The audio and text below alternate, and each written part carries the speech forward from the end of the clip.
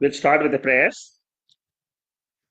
Om Bhadram Karneभिः शृणुयाम देवाः भद्रं पश्येमाक्षभिर्यजत्राः स्थिरैरङ्गैः सुष्ठुवागुंसजनूभिः व्यशेम देवहितं यदायुः स्वस्ति न इन्द्रो वृत्तश्रवाः स्वस्ति न पूषा विश्ववेदाः स्वस्ति नस्ताक्षोररिष्टनेमिः स्वस्ति नो बृहस्पतिः शांति शांति शांति.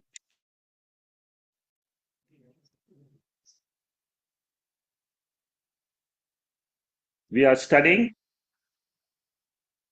Mandukya Upanishad, and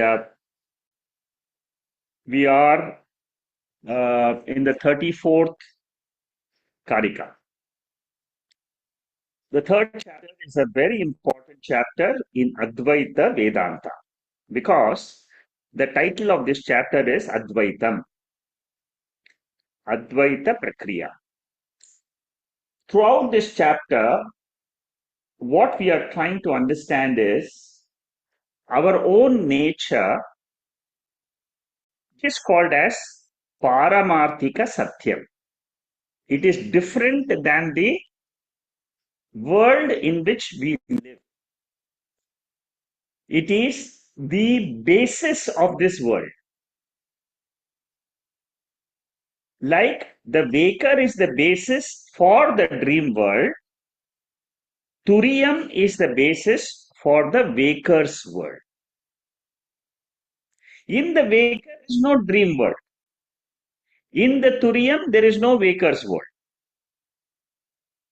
I have to understand this fact, and Turiyam is a vastu. It is something which exists. Compared to the Turiyam, the waker's world is mithya. Compared to the waker, the dream world is mithya. Mithya means something which appears, disappears. The dream world appears, disappears. Waker's world appears, disappears. Again a new world comes. Again a new world appears tomorrow. Or during Pralayam it disappears. Again during Shrishti, the same, another world comes in.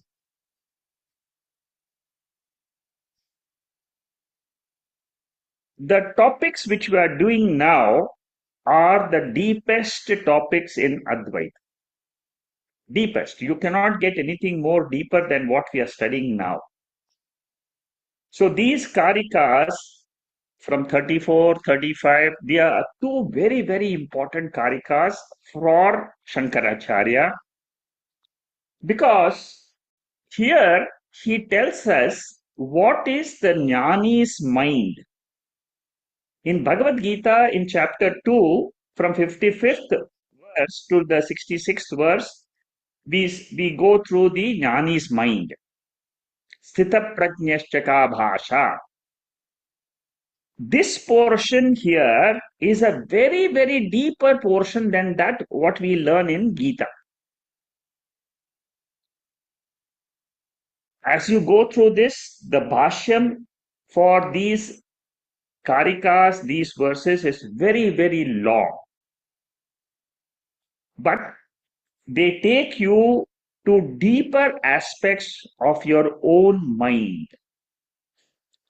And you have to discover something which is not the mind. Another aspect which Shankaracharya discusses in verse 34 and 35 is what is the difference between Advaita Avastha in the sleep state and Advaita Vastu of a Jnani. These are very, very subtle topics. We can never see these topics discussed anywhere in any of the other bhashyams.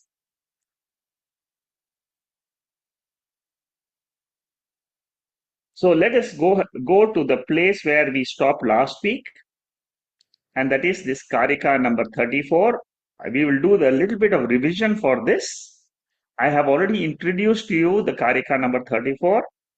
In Karika 31 and 32, Atma Satya Jnanam removes differences between perceiver mind and the perceived world.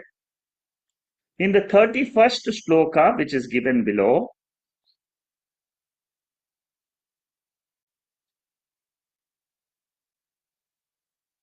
what Shankaracharya and Gaudapadacharya says, all the perceptions of the world is nothing but the mind. So, whenever we have perceptions of the world, we experience plurality, Dvaitam. But when the mind is transcended, it is Advaitam. That is said in 31st. In the 32nd verse, we are doing the 34th verse now. In the 32nd verse, all these topics are dealing with the mind of a jnani. What happens in the mind of a jnani? When the mind does not bring any imagination, suppose the mind does not project anything. Normally, what happens to you and me?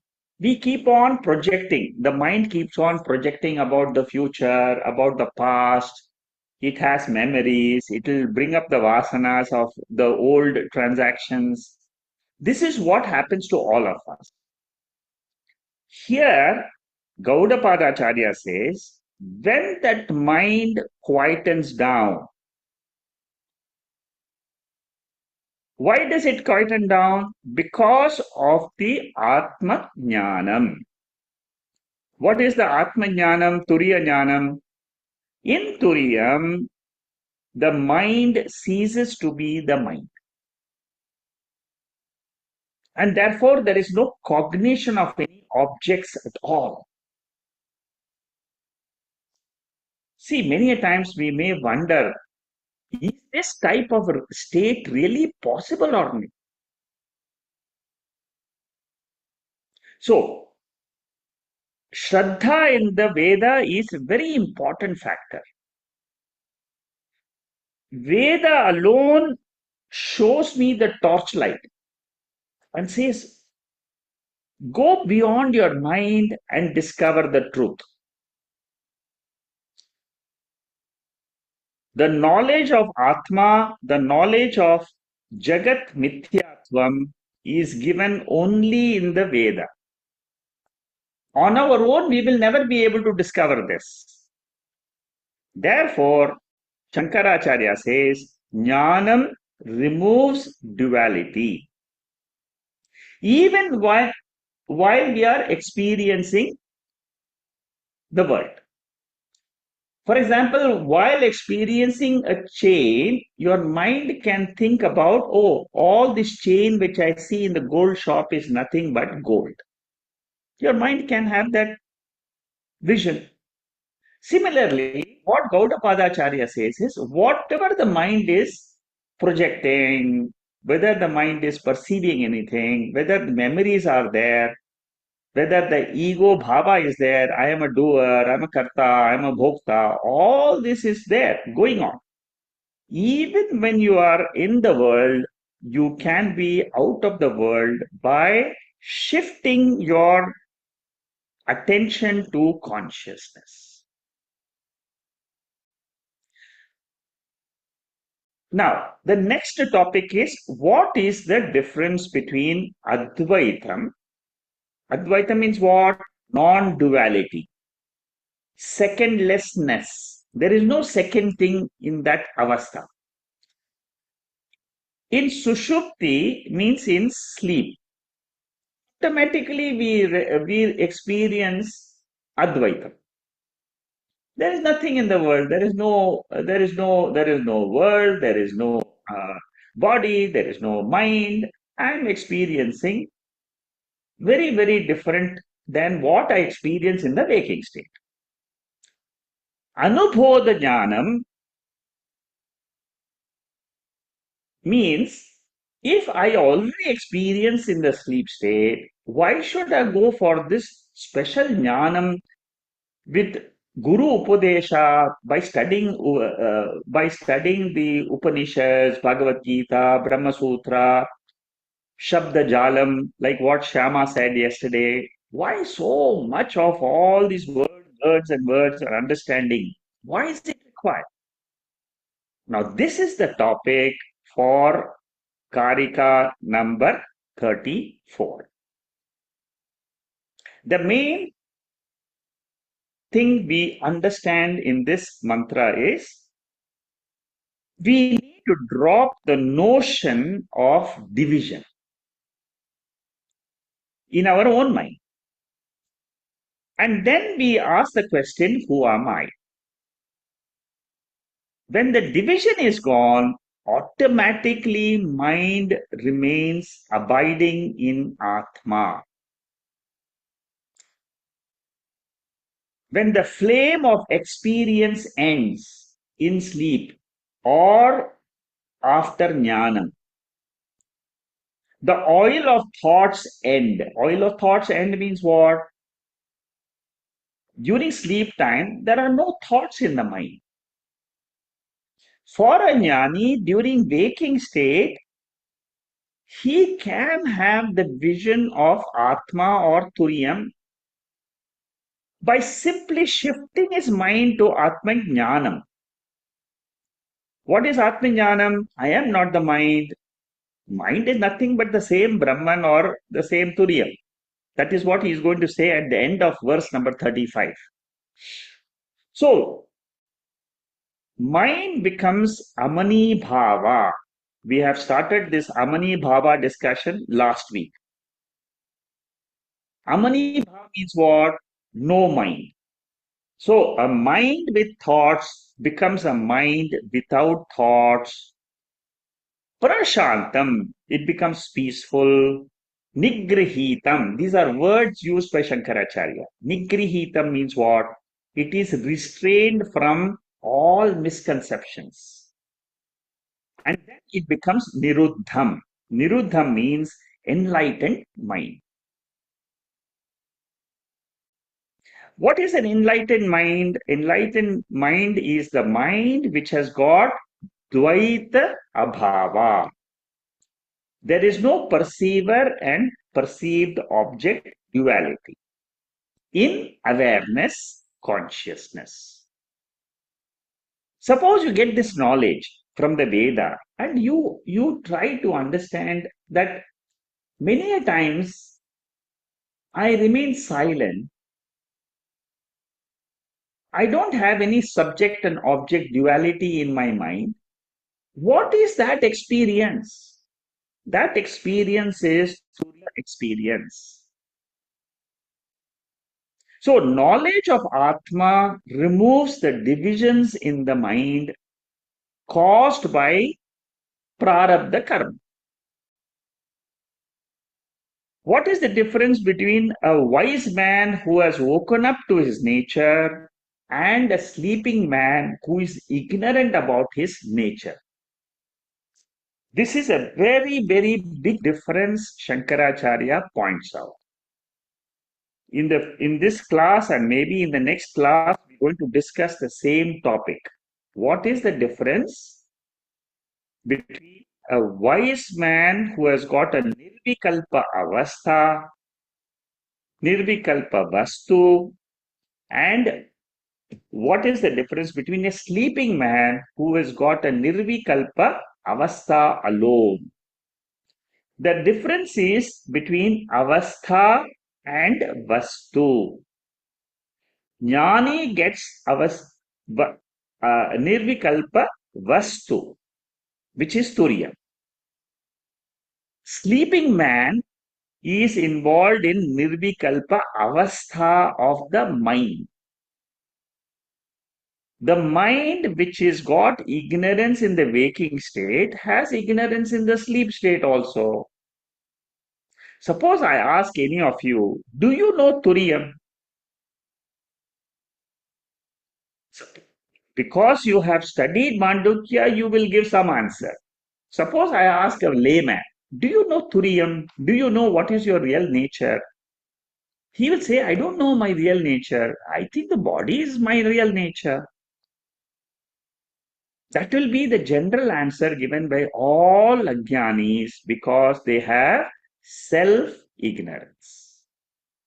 What about a Jnani who has studied the Veda, who has studied, like for example, you can say, I have studied Mandukya Upanishad. What did I learn in Mandukya Upanishad? Mandukya Upanishad says that my real nature is Turiyam Atma. That is what is called as informed mind. Now let us go into the actual Karika number 34. This is the actual Karika. Now we will hear Vijaya chanting this. निगृहीतस्य मनसः निगृहीतस्य मनसः निर्विकल्पस्य धीमतः निर्विकल्पस्य धीमतः प्रचारः स तु विज्ञेयः प्रचारः स तु विज्ञेयः सुषुप्तेऽन्यो न तत्समः सुषुप्तेऽन्यो न तत्समः. So far I have given you the introduction to Karika number 34 given by Shankaracharya. Now, from now on, we are studying the actual verse, number 30. What does the verse say?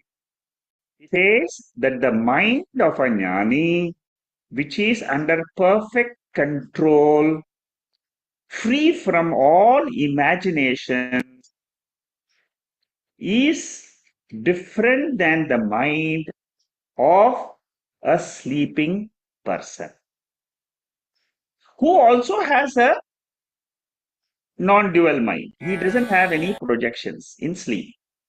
But the difference between a jnani and a sleeping person is very, very big. As we go through this, we will be studying the deeper aspects of a jnani. Shankaracharya says that whenever we go to samadhi, we always hope to come back to this world. Therefore, samadhi is not a permanent state. Same thing happens with sleep also. When we go to sleep, we hope to get up tomorrow morning and then start seeing the world again. But what is sleep state? It is the rest for 10 sense organs. The 5 organs of knowledge and the 5 organs of action, all of them are resting. Vyuthana avastha. Sleep is sushupti. It is always followed up by waking, which is vyuthana avastha.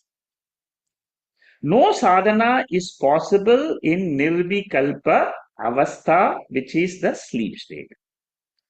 You can't do karma yoga, you can't do upasana in sleep state, you can't do jnana yoga in sleep state, because the instrument called the mind and the sense organs are folded up. That is the sleep state. Everybody knows this, very simple.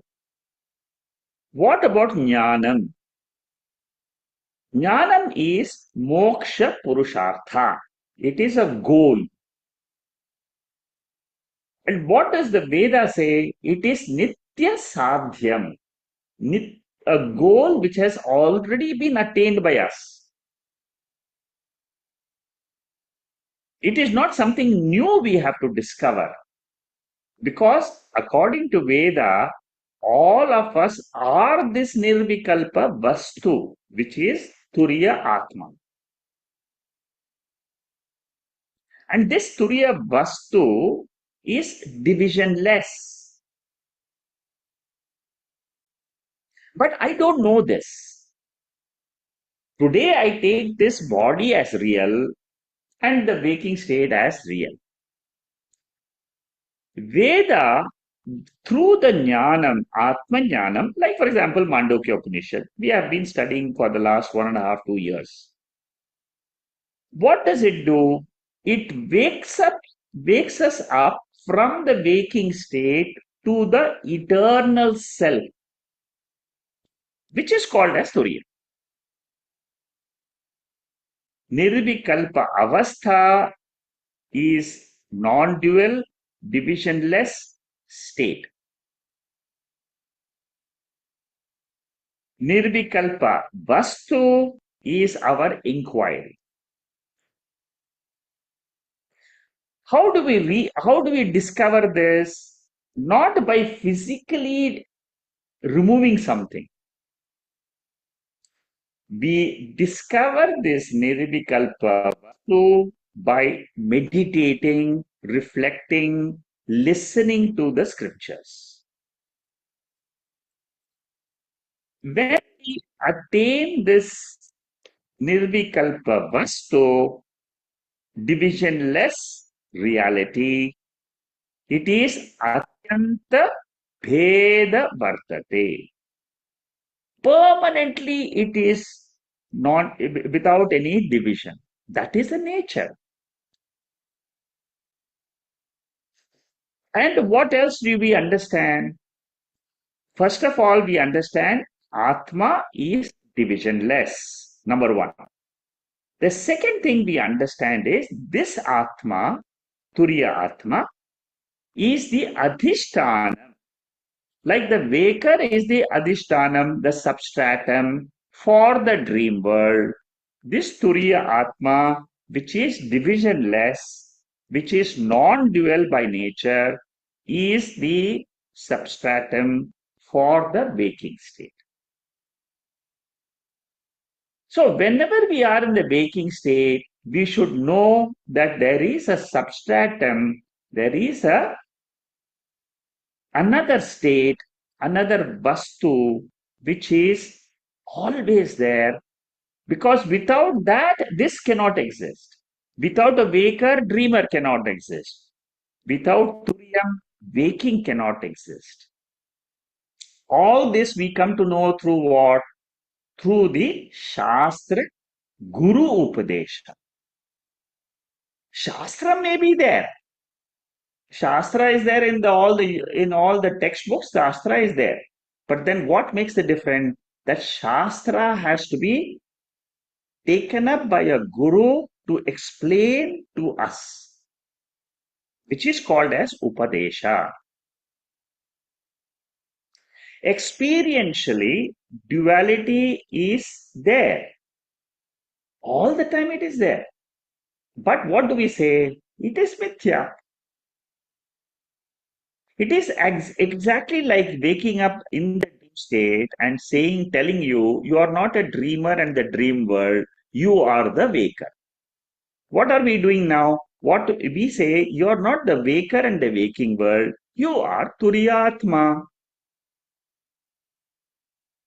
And that Turiyatma descriptions are given in the 7th mantra, Mandukya. Kathopanishad gives us a clue to understand this Brahman. It says, whatever is there in the Nirvikalpa Vastu, the same is there in this waking state. Which means what? Whatever is there in the Turiyam state, it is the substratum. Which means it is giving the easiness to this waking state. In one of the mantras, which I have quoted here, the 10th mantra. And the 11th mantra of the second chapter of Kathopanishad, we have done Kathopanishad before, so you will understand this. It's just revision.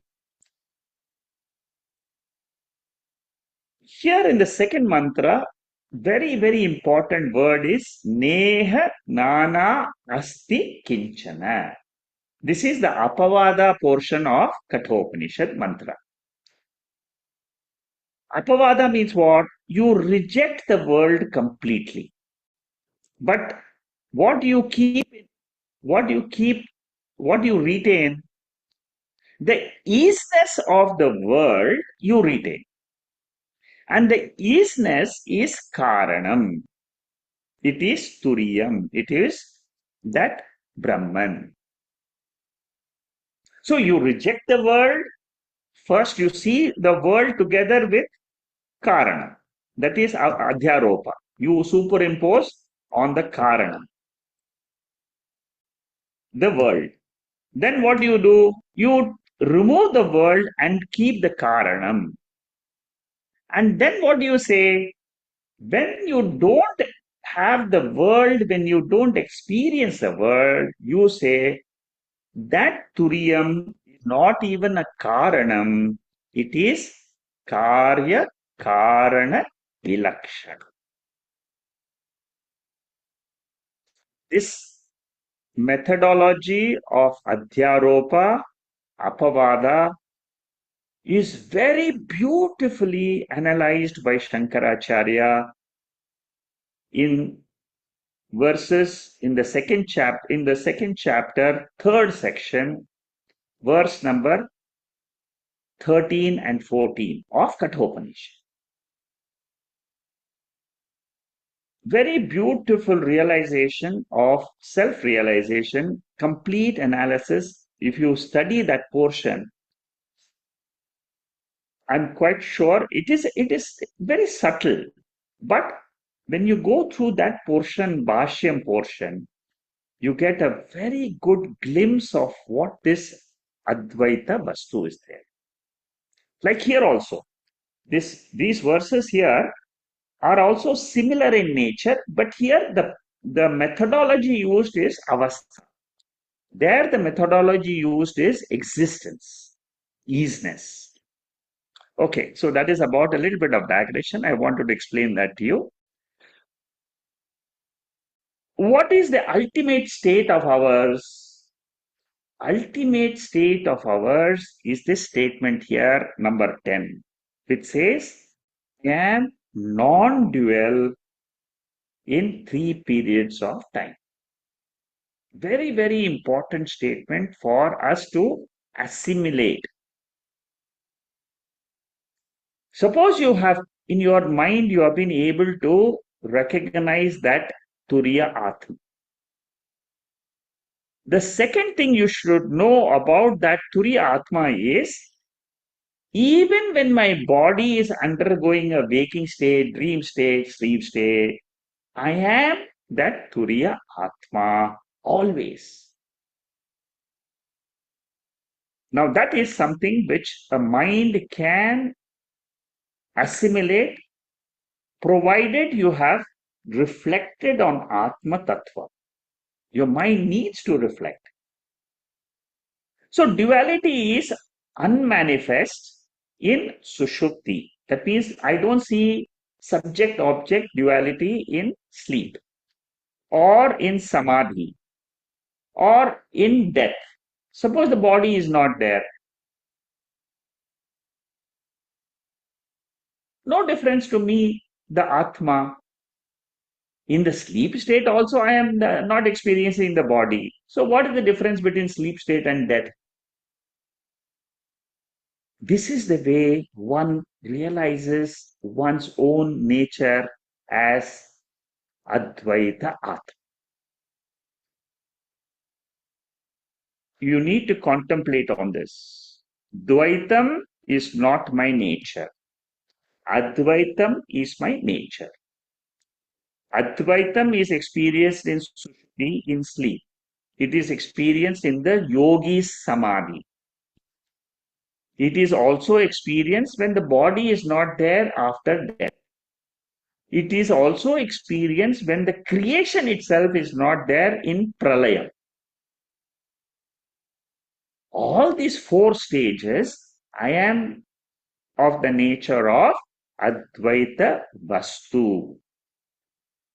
It is not related to the mind of an individual. Duality in the sleep state is avyaktam. It is manifest. Jagrat and Swapna, the duality is manifest.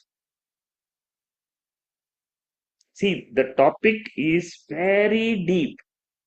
I'm going slow because I want you to understand the subtle nature of our Turiyam Vastu, which is being revealed to us. Now, Dvaitam experienced in the waking and the sleep state is Mithya. Advaitam, which is experienced in the sleep state, is Mithya. Mithya means what? Experienced, but it is not factual. So we need to discriminate the divisionlessness in sleep state and division in waking and dream. And we should try to now, after doing, see, the first exercise is you should know what is Dvaitam and Advaitam. State number one. After you have done enough contemplation, reflection, that this is my Dvaitam state, this is my Advaitam state. Then you should come to the second stage, which is a deeper state. And what is the deeper state? Advaitam in the sleep state and Advaita Vastu, which is called as Turiya Atma, which Upanishad says is my real nature. Now, this is what we are going to study. We are studying this in detail in these mantras. Mundak Upanishad says, as long as you are in Advaita Vastu, you can say, Brahmaivedam Amrutam Purastad, Brahma Paschat, Brahma Dakshinataha Uttarena. That means Brahman is there in the north, in the south, in the west. It is everything. Why? Because it is homogeneous, uniform mass of consciousness, awareness. What about the world then? World is also the Brahman according to Mundaka Upanishad because it rises from Brahman, it rests on Brahman, and ultimately it resolves into Brahman. The dreamer is nothing but the waker. Waker is nothing but Turiya Atma. And Turiya Atma is a free state. It is Nitya Mukta Swarupaha. So enlightened mind is awake to the Nirvikalpa Vastu, whereas an ignorant mind is awake to Nirvikalpa Avastha. Nirvikalpa Vastu does not exist for an ignorant mind. It is there only for a wise mind. And a wise mind is one who has gone through the Upanishads. Like these portions of the Upanishads, very, very important sections, a Jnani has gone through. See, Shankaracharya has written 579 paragraphs like this. 500. For 225 verses, Shankaracharya has written a thousand paragraphs like this. So much of research and so much of knowledge he has given in these verses. For us, what is the goal of all this? The goal of all this is to shift our attention from Dvaitam to Advaitam. And Advaitam is not sleep avastha. Advaitam is Nirvikalpa Vastu, which is Turiya Atma. In this portion, Shankaracharya uses three adjectives: Dhimataha, Nigraham, and Niruddham. Dhimataha means wisdom. A wise man has got the wisdom of Turiyam. A wise man has got nigraham. Nigraham means he's got a restrained mind. And a wise man is niruddham. Niruddham means he is firmly rooted in the nirvikalpa vastu, which is nirvikalpa jnanam. World appears, disappears. It manifests, unmanifests. It is manifest, it is mithya. When it is unmanifest in the sleep state, it is mithya. So, but what about the nirvikala vastu? It is different than the avastha. Vastu and avastha, you must know there is a difference. Our discussions this week and that next week is going to be on the difference between vastu and avastha. Even when the mind is experiencing the duality, a jnani is aware that the experienced duality is mithya, and I, the Satyam, Atma, Turiya Atma, exist in three periods of time. The same truth is revealed in Bhagavad Gita. But when we study Bhagavad Gita at that time, we don't have such a big knowledge about Advaita Vastu. Because the mind has gone through the knowledge of different Upanishads. That normally happens after we study the Bhagavad Gita. In the ninth verse, I have quoted this at least 25 times so far in Mandukya Bashyam. That is what Shankaracharya does. He quotes this mantra, Maya tatamidam sarvam jagatavyaktamurtinaha mastani sarvabhutani na chaham teshva vastitaha. All being, they exist in me because I am the substratum Turiya Atma. One portion. That means Jagrat, Sushupti, and Swapna, all these are there. I exist in them. I means what? That Turiya Atma exists in waking, dream, and sleep. Nachamastani bhutani pashyame yogamaishwaram bhuta pranna cha bhutastaha mamatma bhuta bhavanaha. Immediately in the next verse itself, Lord Krishna says, I, the Turiya Atma, can exist by myself. This we should know in Sushupti state.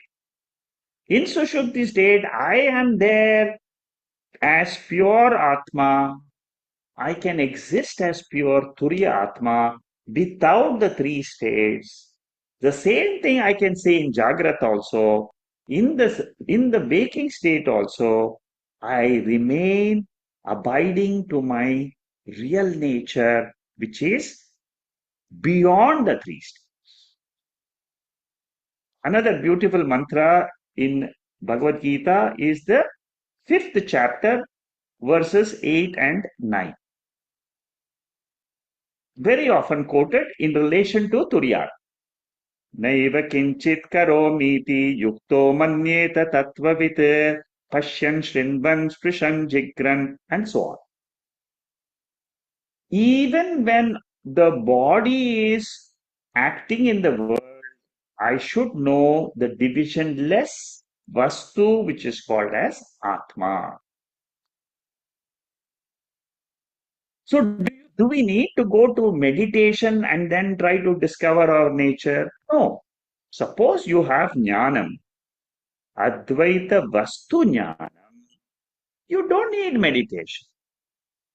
Meditation is for those people who are not able to get this Jnanam in the Shravanam state.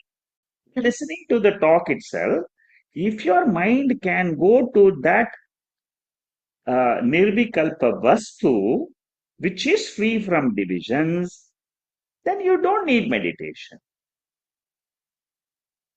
Meditation prepares my mind to become focused, single pointed. Another example which is always given by teachers is the movie and the screen in the TV. The screen can remain with the movie or without the movie.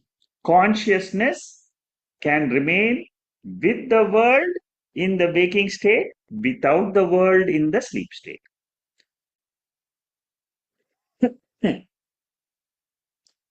The movie is compared to the three avasthas: Jag, Swapna, Sushupti.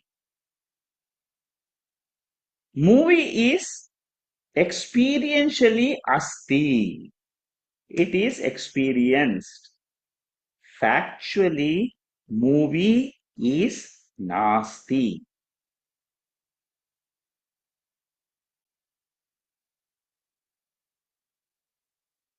With reference to a movie and a TV, it is easy to understand and accept it as a fact. But when it comes to reality, Turiya Atma and the three states, our mind does not accept very easily. Mind needs knowledge, mind needs logic, mind needs correction. And all the three, Shravanam, Mananam, Nididhyasanam, are taught by teachers. Dakshinamurti Stotram also, same message. Vishwam Darpana Drishyamana Nagari Tulyam Nija Antargatam. Very important word here is Antargatam. Antar means what? It is not you have to serve outside yourself. Turiya Atma is Antargatam. It is inside us, inside our body mind complex. So, this is the vision of a dhimataha, of a wise man. Pracharaha, perception, vision, understanding is called as prachara. Vishesha jnanam is divisionless vastu jnanam, not a temporary state of experience which you enter and you come out. So, Bheda, differences exist between Jiva and Jiva, Jiva and Paramatma, Jiva and Jagat. In waking state, we experience all these differences. But when it comes to Advaita Vastu, when we sit and when we abide in that knowledge, all these differences, they go away. So, Shankaracharya continues further, again telling us what is the difference between Jnani's mind and sleeper's mind. He goes deeper and deeper. As we study, you will see the intensity of the knowledge will increase. Towards the end of 34, you will stop. Then in 35, there'll be more intensive knowledge about the same topic.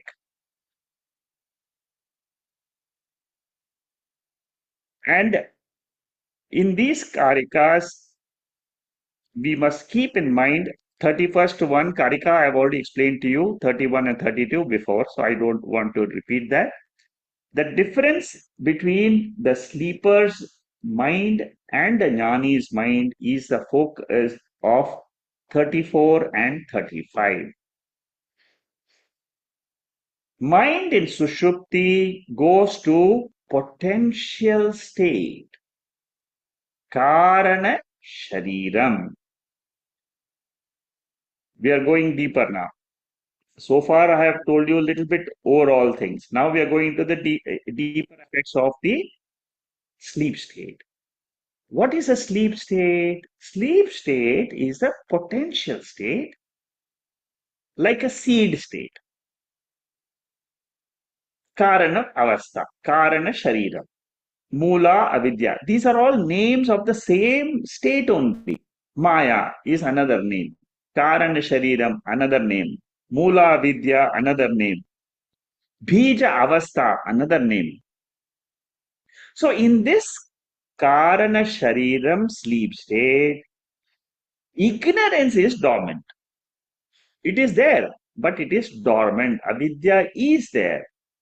Mind is there, but it is in dormant condition. So what about the kartrutvam, bhoktrutvam? I am doing this, I am doing that. All that is dormant.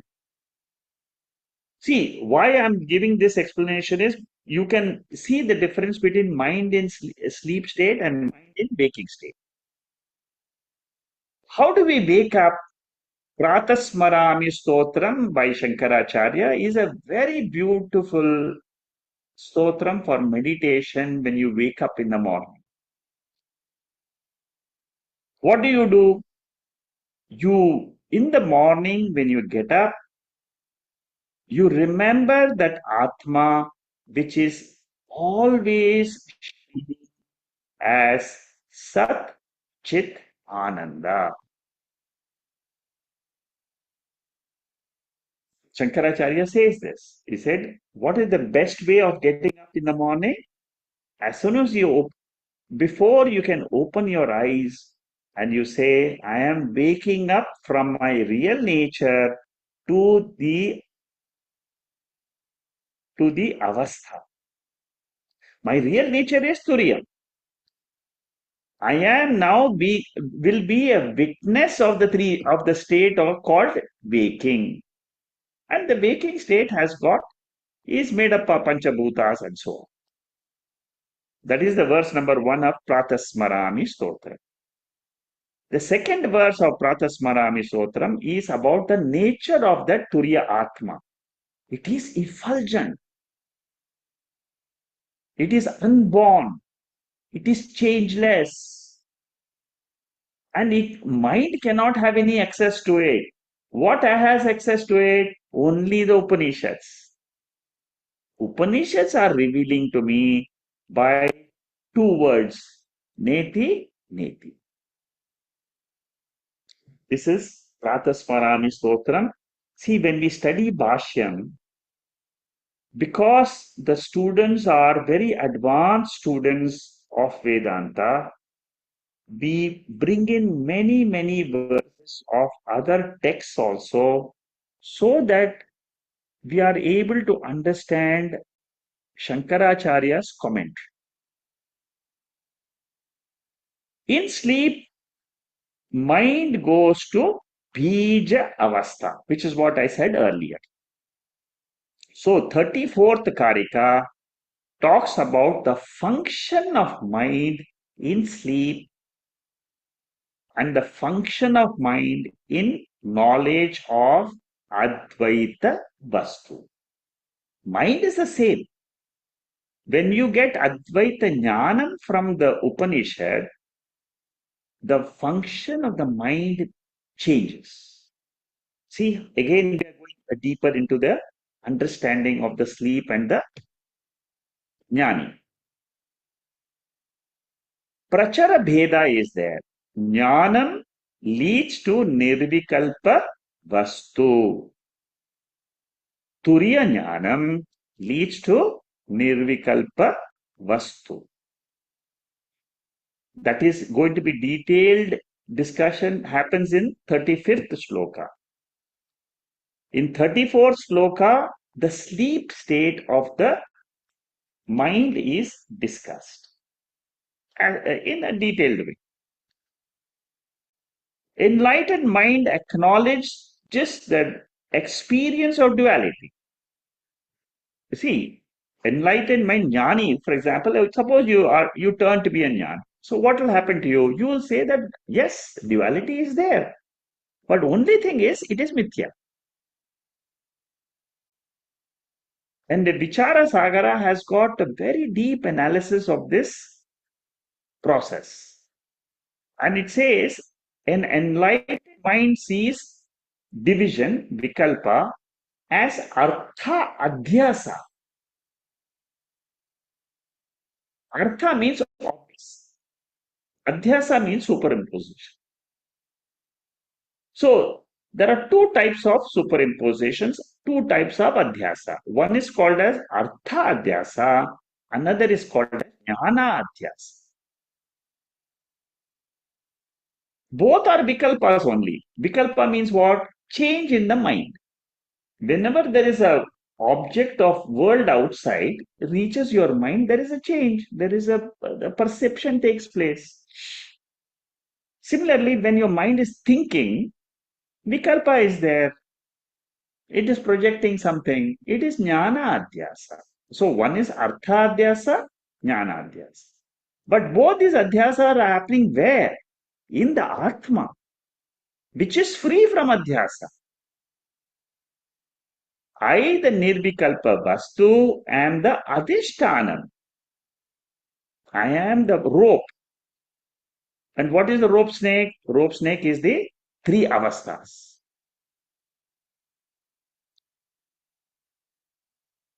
Divisions exist between mind and the world, mind and thought and the world. These are different divisions which are there. Yoga Sutra, which is written by Patanjali, there is a lot of mind analysis happens in Yoga Sutras, but it's got a lot of technical terms. I'm just giving you 5 technical terms from Yoga Sutra, which is accepted by Vedanta also.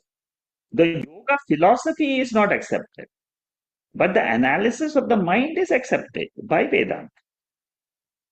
Yoga Sutra, it says that the mind has got 5 types of vrittis. One is adhyasa vritti, it is called as avidya. Second is asmita. Third is raga, dvesha, and abhinivesha. I will explain all this. Avidya, everybody knows. Atma, anatma, aviveka is called as non-discrimination uh, or error. So that is one in the mind. You see, one of the vrittis of the mind is called as avidya. Another vritti is called asmita. Asmita means it is the ego I, false I, which says I am the doer, I am the enjoyer. Raga and dvesha we all know, like and dislike. And abhinivesha is another vritti. It is an instinctive vritti for the love of life. Even an insect loves its life. Instinctively, we all want to survive. That is what Yoga Sutra, Patanjali calls it as abhinivesha. See, these are all technical terms in Yoga Sutras. So, asmita is a ahamkara. I'm going a little bit deeper into these words and explanation. It'll help you a little bit to understand your own mind. So, false I is called as asmita, and that is the aham karta bhavaha, aham bhokta bhavaha. And Shankaracharya says both are afflictions in the mind, because both are not true, they are not factual, they are experience, but it does not remain for a long time. See, I am karta, bhokta is there in the waking state, in the sleep state it is gone. Same mind disappears in the sleep state. So the instinctive struggle for survival is called as abhinivesha. And raga, dvesha, abhinivesha are 3 impurities which are rajoguna. See, raga and dvesha, desire, attachment, is all rajoguna. We have seen this in Bhagavad Gita. Indriyarteshu ragadvesho vyavastithau tayorna vashamagachet tau hasya paripanthinau. Don't get attached to the objects of senses. They are mithya in nature. They are the foes of a jnani. But basic raga is to be happy and dvesha is to avoid sorrow, which is common to all and it is instinctive. Jnani's mind deliberately chooses to see the mithyatvam of the world, of the Jagrat and Swapna world and the sleep world.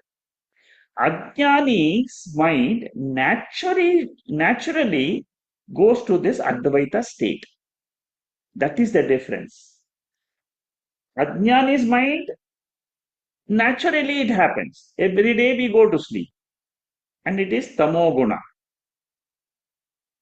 It is Advaita state. Whereas Jnani also goes to Advaitam, but he goes to Nirvikalpa Vastu, which is a reality, which is always there in three periods of time. So the function of mind is not the same, but it is different. That is what Gaudapadacharya wants to say in the 34th sloka. We have finished the 34th sloka now. Next, we are going to enter 35th sloka, and here Shankaracharya gives a very small introduction, but the description of the commentary is very long. 35th commentary is very long.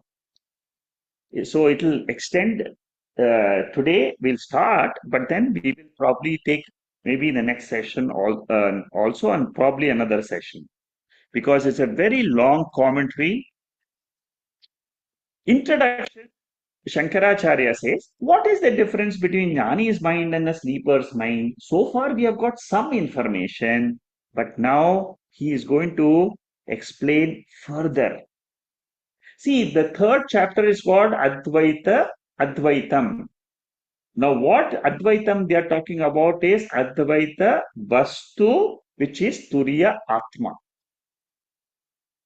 Students will get confused between Advaitam experience in the sleep state and the Advaita Vastu, which is declared as the ultimate reality.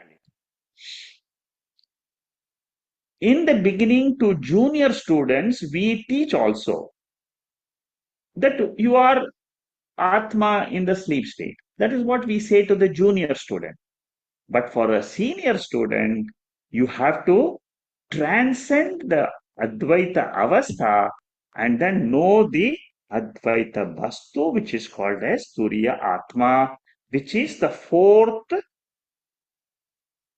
state. If you want to compare it with other states, Chaturtham Manyante, Sa Atma Sa Vigneyaha, we have seen in the seventh mantra of Mandukya. Now let's listen to Vijaya chanting this 35th mantra. लीयते हि सुषुप्ते तत्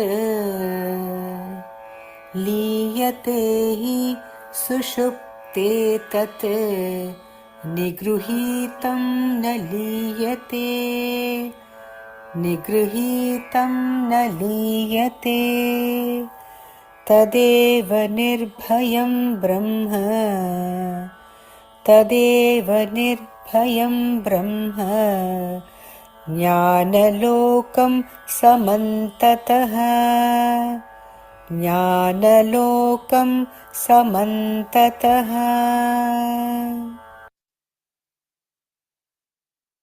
Gaudapadacharya very clearly in this verse gives the difference between sleep state and jnani state of Advaita Vastu.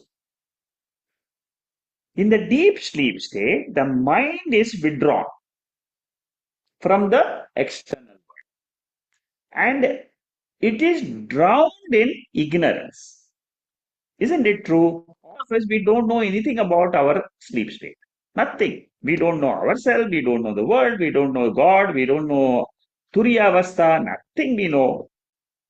So sleep state is very easy to understand.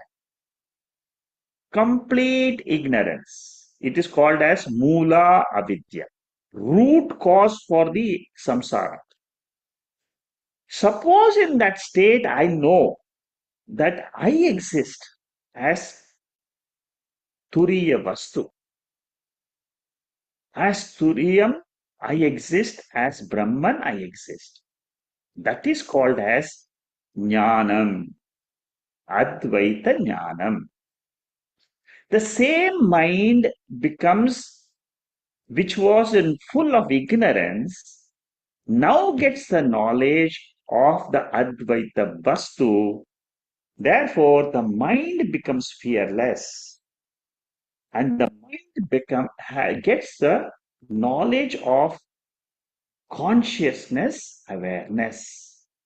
And what is that type of knowledge? Mundaka Upanishad says everything is Brahman. In the left side, in the right side, in the top, in the bottom, everything becomes Brahman.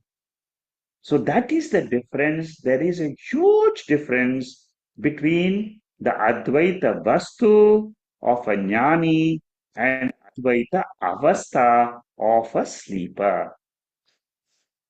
Today's talk is very, very deep. Our mind has to travel. If your mind can travel to this extent, moksha is in your palm. You can say, yes, I know what you're talking about.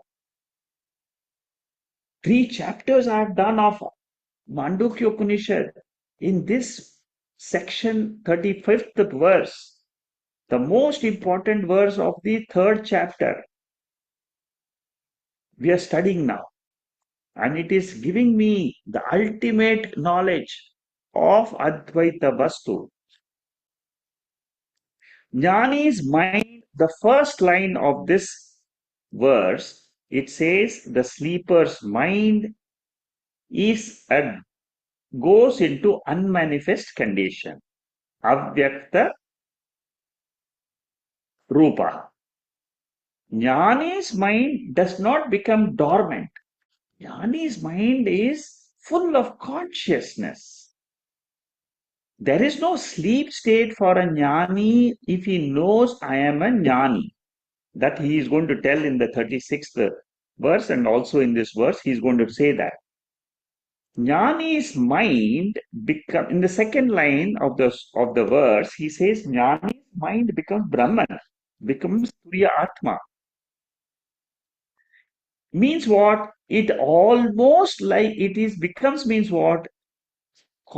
The mind loses its function as a mind. Amani bhava. When the mind loses its function, it's called as amani bhava. What are the functions of the mind? To project the world, to cover the Turiya Atma. Once these two roles are gone, Maya Shakti is the projecting power and the wheeling power. And that is what is called as mind. So then the mind becomes no mind. Then what they say is this mind is a finite entity. It becomes no mind. Mind is mithya. Brahman is satyam. Mithya cannot become satyam. Satyam cannot become mithya. But what we say is mind becomes no mind. For example, can rope snake after a process become rope? No. Satyam cannot become mithya. Vivarta upadana karanam is this Turiya Atma. Changelessly, the Brahman itself appears as the mind. Because why? Because Brahman or Turiyam is the Adhisthana. Rope itself appears as rope snake. Turiyatma appears as waker, dreamer, sleeper. The moment we switch the torchlight, what do we say? Rope snake is not there. Rope is there. The moment the torchlight of the Mandukya Upanishad is put on our mind, what will a jnani say? I am there all the time. I am the Turiya Atma Adhishthanam. Waker, dreamer, sleeper is Mithya. Jnanena Brahman is converted into mind, which is Anat. So, waker seemingly appears as the dreamer and the sleeper. Atma seemingly appears as the waker without real change. Is there any change in the waker when he becomes a dreamer? No. Yesterday also I dreamt. Horrible dream it was. But now I'm awake. Similarly, all experiences in your waking state. You cried sometimes, you laughed sometimes, you did so many things of joy, and then you were so much of sorrow also. The mixture of joy and sorrow is jivatva bhavaha, and that gets totally negated when you get the Vaita Vastu Jnanam.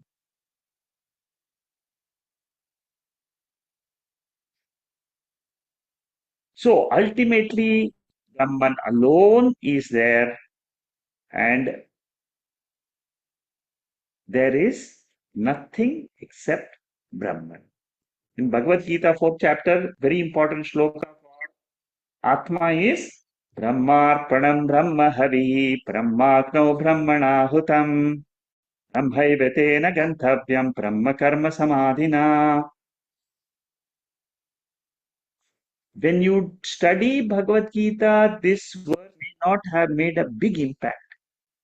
But now when you study it, along with this in Mandukya Upanishad, you quote and you are studying Turiya Avastha, you can then relate that verse and Turiya Avastha, this verse of 35th verse, they are talking of the same Vastu. And Mundak Upanishad, we have quoted so many times. We are talking about the same Vastu, which is the Turiya Atma. Bhagavad Gita has got in second chapter 48 and 50, which describes the state of a jnani, and it says that a jnani is always samatva buddhi. Yogastha kuru karmani sangam tektva dhananjaya siddha siddho samo bhutva samatvam yoga uchchate. Evenness of the mind is called yoga. A beautiful definition of yoga. Evenness, samatva buddhi. Then another word, another beautiful definition of yoga is buddhi yukto jahatiya ube sukrutas dushkrute tasmad yogaya yujjasva yoga karmasu kaushalam. What is yoga? Yoga is skill in action. Suppose you become Turiya Atma, always you will have skill in everything which you do. This is the practical advantage of learning the Bhagavad Gita as well as the Upanishads. And then there are other shlokas which I have quoted here. Vidya Vinaya Sampanne Brahmaneka Vihastani. These are all talking about the evenness, samatva buddhi of a jnani. Ihai Batairjida Sargaha even is so all these verses you can learn, you can study. Ajnani's mind goes to nirvikalpa avastha, jnani's mind goes to nirvikalpa vastu. This is the difference between a jnani's mind and an ajnani's mind with reference to the sleep condition. This is the gist of the 35th shloka. I will take up a little bit of commentary for the next 3 minutes. So, chapter 3, Karika 29 and 35, they are the best of Mandukya Upanishad itself because they give me the ultimate nature of Turiya. Sleeping mind will preserve all the problems of the waker in a dormant form. All the vasanas are preserved. Avidyaya dhi pratyaya. Vritti jnanam, which is there, it becomes dormant in sleep. And then this I have already discussed with you, avidya and all that. All these five are dormant condition in Ajnani's mind, in the sleep state. But for a Jnani's mind, enlightened mind, he has got the Viveka Jnana. So, avidya is gone, Anyonya Adhyasa is gone. Mind never says I'm a karta anymore. It says body is doing action, but I am Turiya Atma all the time. So what will the Jnani say? Very beautifully, Lord Krishna says in the third chapter, 28th and the 29th mantra, Tattvavittu Mahabaho Gunakarma Vibhagayoho Guna Guneshu Vartante Iti Matva Nasajjate Prakrite Guna Sammudaha Sajjante Guna Karmasu Tan Mandan Krishna Vinna Chalyate. So, deluded people will say that I am doing, whereas a wise man will say the gunas of the Prakriti are doing action through the mind and the body. And then Pralapan, Visrajan, all this Naiva Kinchit Karomiti. See, the Bhagavad Gita is such an important text. But when we study it with Upanishad, it becomes very powerful.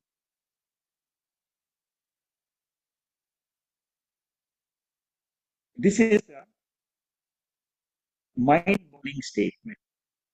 If you ask a jnani, does your mind go to dormant condition in sleep? He will say, I have no sleep condition at all. I am nirvikara swabhava all the time because he is a jnani.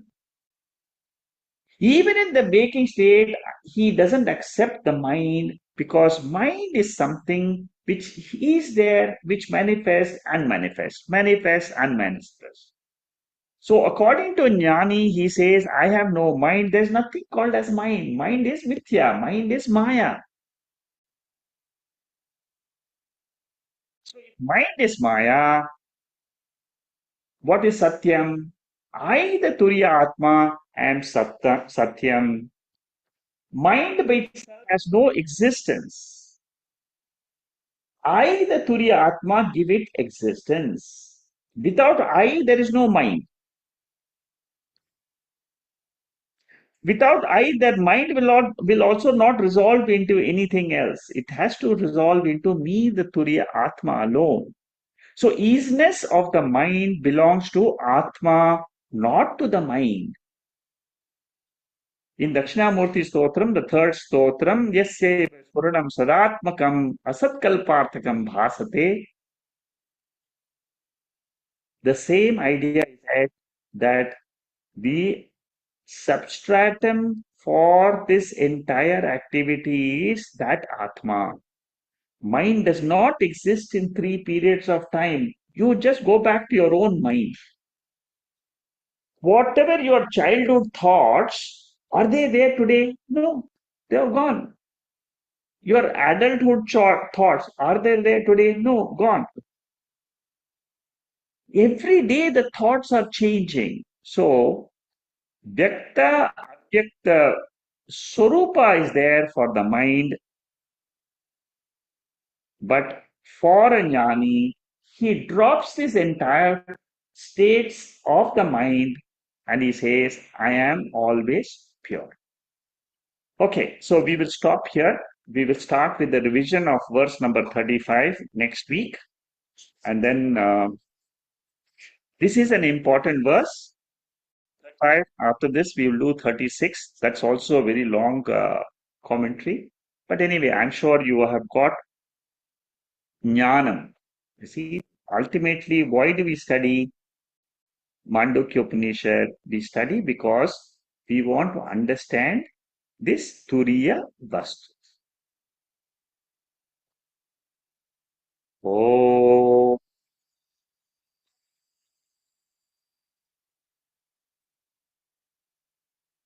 Purnamada Purnamidam Purnat Purnamudachade Purnasya Purnamadhaya Purnamevavasishyate. Om Shanti Shanti Shanti. If there are no questions today on the chat box, if you have any questions, you can raise your hand and you can ask. You can comment on today's topic, today's talk, whether you liked it, whether you understood, whether you can reflect on that and we can see what you have picked up from today's session.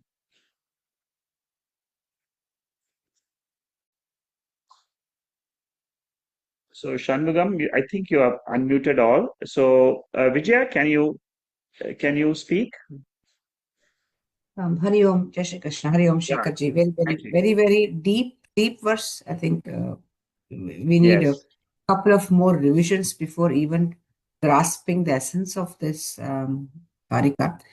But on a very, very high level, what I understood is today we went through the Jnani who has experienced Avastatraya Atita Bhava. correct. He has, That's right. Yes, right? So he has experienced that. And once there is no avastha, then there is nothing called, he has an avastha called Jagrat or Swapna yes. Sushupti. He There is is above all nothing. the three. Yes, Yeah, so I yes, think that is one thing which is coming forward, and that's really great. This is, and this is actually, you're right, this is even beyond the Sita Prajnata.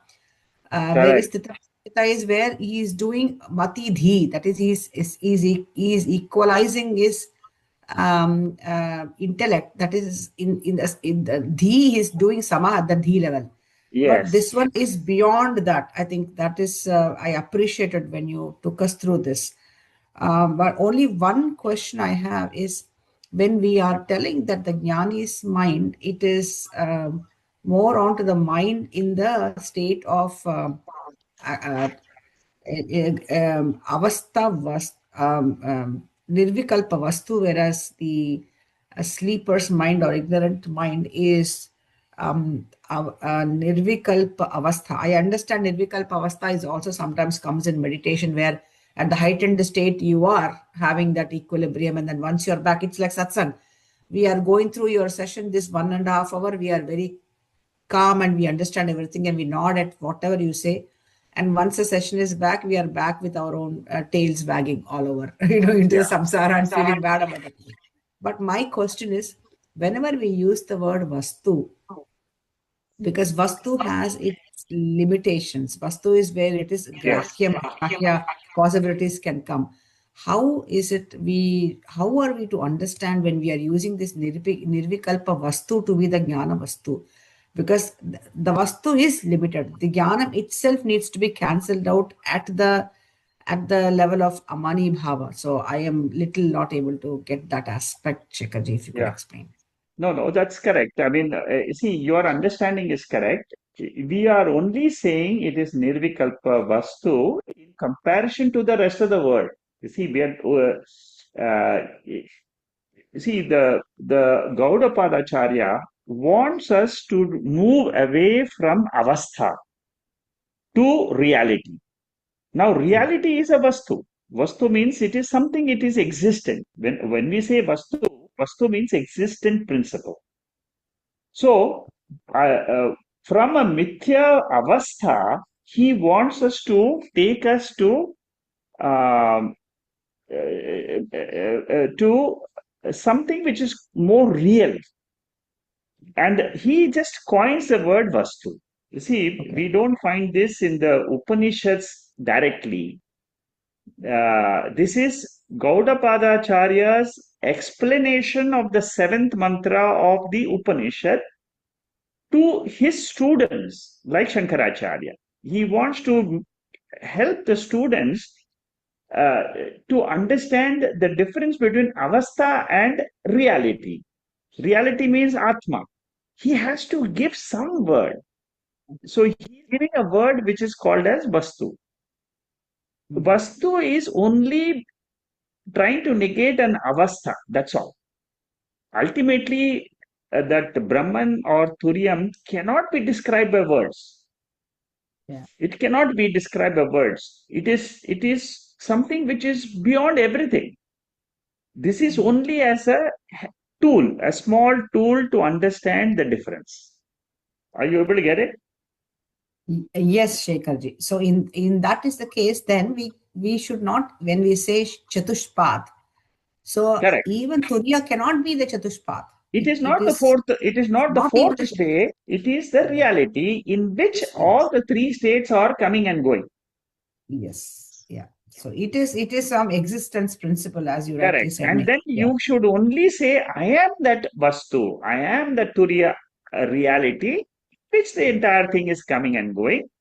I am not the body, I am not the mind, I am the pure consciousness. See, ultimately, Gaudapadacharya is wants us, our minds, to glide into this ultimate reality. That's all. This Paramarthika Satyam, when we say, it is only with reference to Vyavaharika, we say it is Paramarthika. The word Paramarthika also has no meaning. It is only for you to transcend the Vyavaharik. Yes. Okay. Uh, Thank you. Is it clear? You have But anything further? yeah, one more thing is Yeah. also I appreciated the Jnani mind and sleeper's mind when you were making out the distinction. A very subtle statement which came out is the Amani Bhava, which actually meant that when we use the word no mind, that is something which looks an absolute false. But the way Shankara puts it here is he has a mind, but it is loses the power of its function Correct. by That's right. absolving the avarana and vikshepa. It absolves the avarana and vikshepa. And that is the reason why I think there is this, he comes out, carves out something from the Patanjali Yoga, but does not agree everything because Patanjali Yoga comes to the state of Chitta Vritti Nirodha. That Chitta That's all. Vritti will not happen Correct. because Chitta itself is absolved beyond the state where the Vrittis cannot come in. Yeah, I think that's where the subtlety of Mandukya is coming through from this Karika. Yeah. See, Appreciate Yoga this as Sutras go up to this Amani Bhava. That's all. They don't go yeah, beyond that. yeah, yes, yeah, Whereas the Upanishad goes to the ultimate, which is beyond the Amani Bhava. See? yeah. Good. I'm glad that you picked up the concept of Amani Bhava with reference to the sleeper and with reference to the Nirvikalpa Avastha. Very good. Very good, Vijay. Thank you, Good Shekhar. Thank absorption you. by you. Is that all, Vijay, from your side? Yes, Shekharji, as of now, this is Okay, all. good. Okay, Thank you. Bharat says he's talking about self-study versus listening to talk. Bharat, you want to expand on that? I just wanted to say, honestly, Shakaji, I've been attending these classes for quite some time, and this lecture was really, really, really good. And I think it's just what reason for me posting is because um, Shruti is meant to be heard, and I think this lecture was a brilliant example of that, of where listening is plenty. By listening, you're not distracted the mind is not distracted, and you can simply listen. I just wanted to make that comment. I didn't have anything further to say. Yeah, that's Fantastic good. lecture. Yeah, there is a difference when you listen and you do self-study, because when you're listening, the mind has got the ability to to to to transport you to that thurium level. Yeah, It you that the intensity by which you get transported to the thurium level while listening. That is why the Upanishads keep on telling us, listen, listen, listen. Listen to the Shruti, listen to the Shruti, Again and yeah. again it says Shravanam is very, very important, very important. Once you have done the Shravanam, then you yourself will recognize whether you need Nididhyasanam or not. Whether your Shravanam, if your Shravanam is very intense, you may not require. You see, suppose you understand, I am the Turiyam in Shravanam itself, then you don't need any meditation. You just for example, today's talk, it's a fabulous revelation of Turiya Atma. Amazing revelation. See, we have It's it, it, it, it gets you. You see, that's what yeah, Shama is saying. That's what Sumana is saying. yeah. It is something which is amazing how words can help our mind to drop its nature of projections and its nature of revealing our real nature, which is Maya Shakti, and then go beyond that. You see? Shakachi says it's like the 10th man story that Shabda Pramana can Yes, give a poroksha nibhuti. It can give you a yes, poroksha knowledge, direct knowledge, correct. and I think that that is coming over very strongly.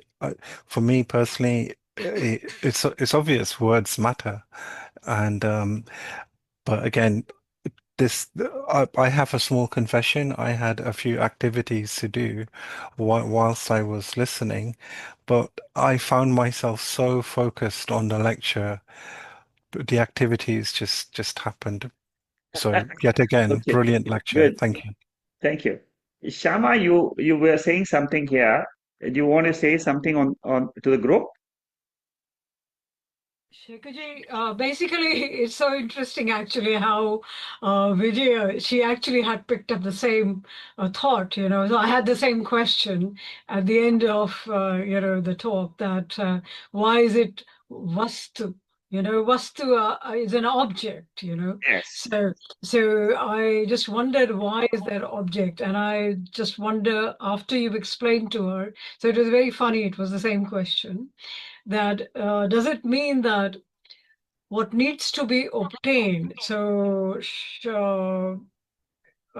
Shankaracharya and um, Gaudapada, they are actually referring to as vastu in terms of something that sadhaka needs to obtain it, and then of course drop even that, and you Correct. transcend. So it's like the pole vault. So Yes. that's what yeah. So it seems that's the, and the other thing I just wanted to say about how the today's meditation, is just almost in continuation of yesterday's Atma Bodha. So it Yes. was saying nirakaro, no nirvikaro. I think he uses one word here, while in Yeah. that we had the nirakaro, nirvikaro. So I Correct. wanted There it it. was Nirvikara. Here it is Nirakara. Nirakara. So I wanted to add the two together. It was Yeah, so funny that's good. because this is almost a continuation of yesterday's. So, and just one question, and it's just really from a very small discussion that we had today morning in what Bharat has started, the open forum. So we had this Vedanta students open forum, Correct, which I correct. thought you might want Yeah, to the Bhagavad mention. Gita, Yeah. which you discussed in your forum. Yeah. Yeah, so that was originally Bhagavad Gita, which we do once every fortnight, but we have now started doing every Sunday, which is called an open forum, which means we can pick up any related question in Vedanta. For example, we were discussing Sharanagati, yeah, Yeah. as to what it means in the Vedantic terms, what it means in other, and we had a beautiful discussion. But today there was a question raised by Ajita ji, and this was regarding rituals. So I just wondered this, your meditations which you are doing, could we take this for some of us who are not really proper puja, worship, and all that rituals? Can we think of this as a ritual? The meditation as a ritual? Yes, you can. You can take it as a ritual. You can say take it as instead of doing a physical activity, you're doing a mental activity. You see, meditation is a manasa karma, whereas puja is a kahika karma. Kahika karma means done with a physical body. Manasa karma means it is a action done by the mind. So definitely you can take it as you see, even in Veda Purva Bhaga, there are a lot of rituals Mm-hmm. and there are a lot of upasanas. Mm-hmm. Upasanas are one step ahead of rituals. Uh-huh. So rituals are the starting point, and then Mm-hmm. you graduate to upasana, and then Mm-hmm. ultimately you come to jnana, like nirvikalpa vastu jnana. So you're going step by step. So those people, you see, ultimately don't, you must understand, all of us have got a different mindset. Mm-hmm. Some people, they like to do puja, they like to do chanting, they like to do visit pilgrimage centers. So each one's mind is different. We have all come into this body, into this world with a different mindset. So it means whatever we get drawn into, so keeping it Yes, as natural to our own self, correct, right, rather than correct. have to, do something because it That's needs to correct. be done. So, Yeah. as long as you know, you see, at least with the study of all these Upanishads and Bhagavad Gita, Mm-hmm. one thing you should know. My Mm. goal is Nirvikalpa Atma Turiya Atma. That is my goal. You see, don't forget your goal. Remember your goal every Mm. day. I have to Mm. reach, I have to know. Mm. Ultimately, my mind and intellect should get convinced Mm. that I am Atma. I am not Mm. the body. I am the Atma. I am not the body. I am the Atma. Yeah. Keep that as a goal. And you will find, as you study further and further, you will find that your mind gradually accepts this. It is And it's not taking something which, you, and it's taking you there yeah, anyway. and it is taking you, and you can see the steps yourself. Each one of you, I'm sure you must be realizing, I'm going forward. I don't know where I'm going, but I know I'm going forward. That's progressive. So, can we understand rituals as a kind of a spiritual compass, which it is taking us to where we need to go? Yeah, you can take it as a spiritual compass. That's a good word you used. Spiritual compass to take you to the ultimate. Thank you. Thank you, Shikha. Good. One another point I wanted to bring in the topic of Vastu is, see, during Gaudapadacharya's time and Shankaracharya's time, there was this Buddhist school of thought which was very powerful at that time, and and that's why we in the next chapter, fourth chapter, we are going to discuss those mathams and those philosophers and all that in the fourth chapter. During that time, they had to debate with people who are Buddhist, who are nihilists also, and who propagated the theory of Shunyatva. So when Shankaracharya wanted to was writing this commentary about this Vastu, he, this word Vastu has been coined by Shankaracharya and Gaudapadacharya. So they wanted to differentiate and give this Atma, Turiya Atma, make it different than give it a positive connotation. It is a Vastu means, see, why do we call a Vastu? Vastu means it is something, it is there. You see, normally in our parlance, we say this Vastu, that Vastu, this Vastu. What do we say? Yes, our mind is attuned to thinking about objects which are there. So he calls this also Nirvikalpa Vastu in order to negate the nothingness, the Shunyavada who says there is nothing. Ultimately, there is nothing in the world. So, Vastu is created by Shankaracharya as a word to oppose the Shunyavadis. That is another reason why this Vastu has been introduced. Interesting. Anyway, that is just a logical point which I wanted to share. That was an interesting point, Shekharji. I think you're right, because that nothingness also means there is no thing. But Correct. he says Purnatvam cannot be saying no thing or a thing, it's beyond. So he's introduced Yes. a word Vastu probably to negate that kind of arguments. Thank you. Yeah. Thank you. Good. Okay, I think there are no other questions. Anybody else has anything else? Shekharji, Hey. sorry, one question. Bharat, you go. I thought I heard his voice. Yeah. Oh, okay. Thank you, Shamavan. Shekharji, I just want to say about Vastu. Vastu meaning no thing. It can still mean no thing, meaning no name, no form, no properties.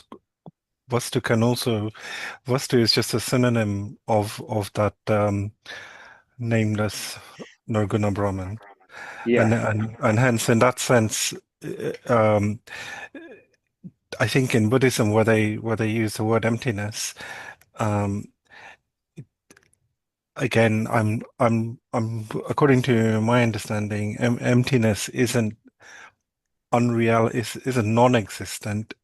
It like for example, the emptiness of emptiness is somethingness. But I can understand from Mandukya Upanishad why Gaudapada used the word Vastu. Yeah, I just want to make that point. Vastu can mean no thing, but it's actually pointing back to the reality. Yes. Ultimately, we're talking about reality versus unreality. Yeah.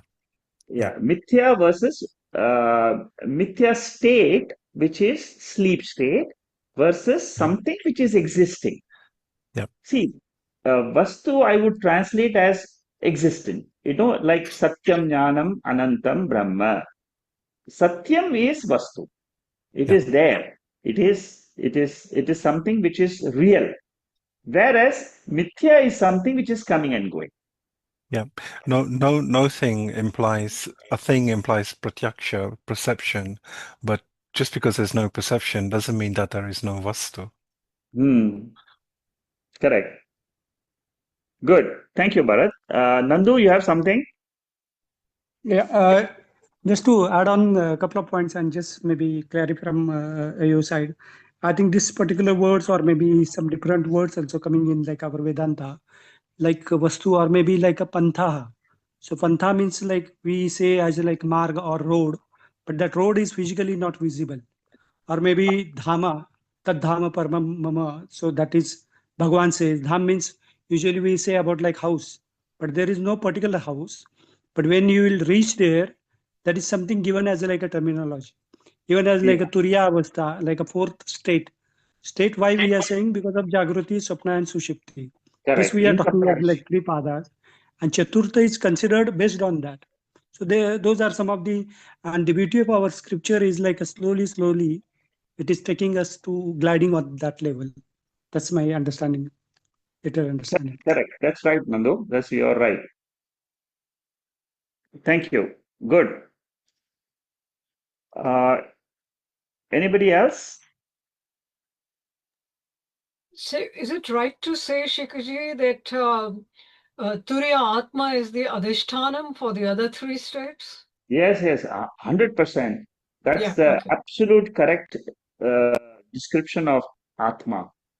See, Atma, whenever we talk about Atma, we should always understand that very easy to understand when you take dream and waking. For the dreamer, waker is the Atma, is the Adhishtanam, substratum. For the waker, Turiya Atma is the Adhishtanam. Turiya Atma's nature is it does not allow any other second object to be in it. It is pure Shuddha consciousness, Chaitanyam. That is its nature. And how do I know this nature? Only from the Upanishads. Only from the Upanishads I can learn to drop the three states and then I say, I am that consciousness. There is no other pramana. Science cannot reach this Turiya Avastha. It is Turiya state. Science can never reach consciousness because science does not have it is not a praman for consciousness. Vedanta is the only pramanam. You can have a debate, hundreds of debates with so many philosophers. Ultimately, you have to tell them only one thing. Veda is the only pramanam to know who you are. Full stop. There's nothing more because it is the only pramanam. Pramanam means source of knowledge. Anybody, anywhere in the world, if he wants to know who he is, he has to come to Veda. Such a powerful source of knowledge is there in this Veda. It is like eyes. Without eyes, I cannot know form and color. Without Veda, I cannot know I am Chaitanya Swarupa. And no other Pramanam can negate this truth. Eyes cannot negate what the ears are listening. Ears cannot negate the eyes because they are two different Pramanams to be used in two different mediums. For knowing self, Atma, Veda is the Pramana. And there is nothing like Turiya Atma which is described in the seventh mantra of Mandukya. It's an amazing description. Amazing. The seventh mantra, when you look at it compared to all the Upanishadic mantras, it stands out. It's an outstanding mantra. And it is easy to understand because the moment you say, I'm not a waker, dreamer, sleeper, immediately the question is, who am I? And then the Upanishad gives you the answer. You are Atma, you are Turiyam, that's all. And live the whole life as Turiyam. And let the life go on. You see, only change is in your intellect, in your buddhi. And what you're saying is, I know my real nature as Turiyam, as Atma, as Nityaha, as Shuddhaha. I am not connected with the Punya Papam of a body. Body has Punya Papa, and the entire experiences of ours, Veda has only one law. It says law of karma. All the experiences in all the three states, it just puts into one basket, law of karma. And says, you analyze any time in your lifetime, my experiences, this one, that one, this one, it's all law of karma. It just goes on and it is something I have no control over it. It's uncontrollable, it's unpredictable. What the body will do tomorrow, what my mind will think tomorrow, predictable. But the truth remains, I am Atma. Mhm. Yeah, Shikaji, Shama? I am tempted only because of my interest in neuroscience. So, which I will send you separately, that obviously the neuroscience cannot even begin to describe the state of the sthitapajna. And, that's something which we can only learn. But what we have is very indirect, you can say markers or supporters to say, for example, the sleep state of the meditator, whom we can call jnani, versus the non-jnani, they have actually come across with very definite functional MRI changes, which actually are describing how the slow wave states are less and total sleep needed is less and faster sleep onset. So there's quite a bit of evidence which is now being noted from neuroscience. It's just tempting to say that it's not saying anything new. So, the sleep of the jnani versus the sleep of the avastha and the what we have discussed today, the avastha and the vastu, there is a difference in a jnani state versus the non-jnani. In this case, they have obviously taken the deep meditators versus the non-meditators. That's what they have used. Okay, good. Please send it to me. I'd like to go through that. Thank you so much. Thank you. Thank you. Thank you. In the next session, there is going to be a statement in the next shloka also, where it says Jnani doesn't have any of these three states. He is always pure Turiya Atma. Full stop. He doesn't have. This is what the Upanishad say. This is what Gaudapala Shankaracharya says. He says clearly, Jnani in his own mindset, he is pure Atma. It is so brilliant that the consciousness is shining so brilliantly in his mind. There is nothing else which comes to him as far as he is concerned. Whereas the rest of the world will say he is this, he is that, he is suffering, he is doing this. But from a Jnani's angle, he is Atma and nothing else but Atma. Amazing revelations which come, Okay, I think we have discussed quite a lot today. So we'll end today. And did anybody have anything else? Okay, so we'll stop here and continue next week. Thank you. Namaste. Namaste. Namaste. Thank you, sir. Thank you, sir. Namaste, Shekhar ji. Thank you so Thank you. much. Thank you.